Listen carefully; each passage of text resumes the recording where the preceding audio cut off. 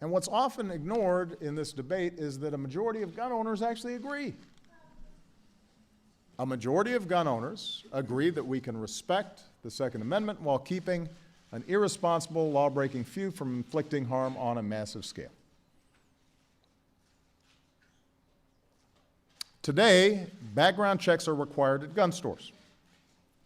If a father wants to teach his daughter how to hunt, he can walk into a gun store, get a background check, purchase his weapon safely and responsibly.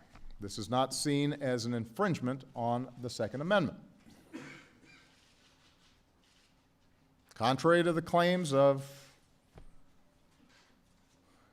what some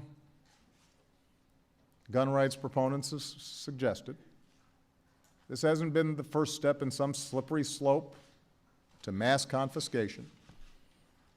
Contrary to claims of some presidential candidates apparently before this meeting, this is not a plot to take away everybody's guns. You pass a background check, you purchase a firearm.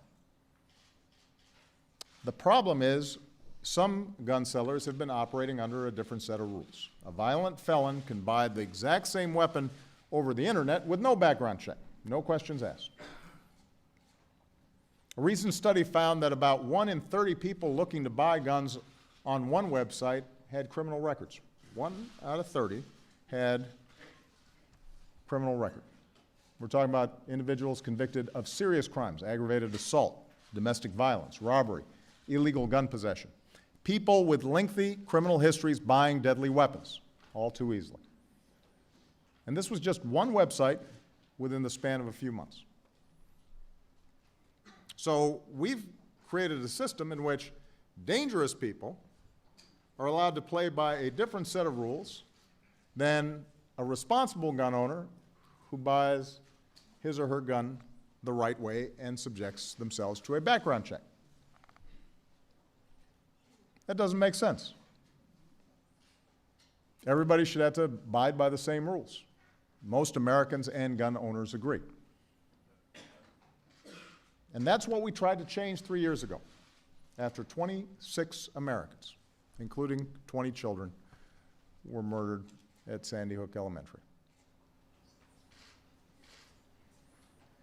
2 United States Senators, Joe Manchin, a Democrat from West Virginia, and Pat Toomey, a Republican from Pennsylvania, both gun owners, both strong defenders of our Second Amendment rights, both with A grades from the NRA.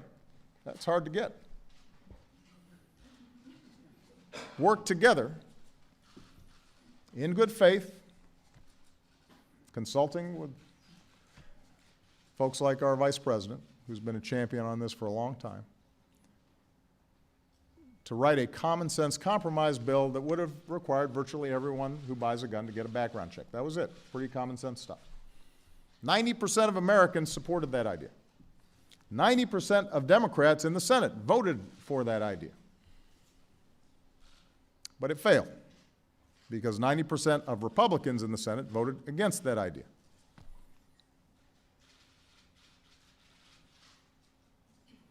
How did this become such a partisan issue?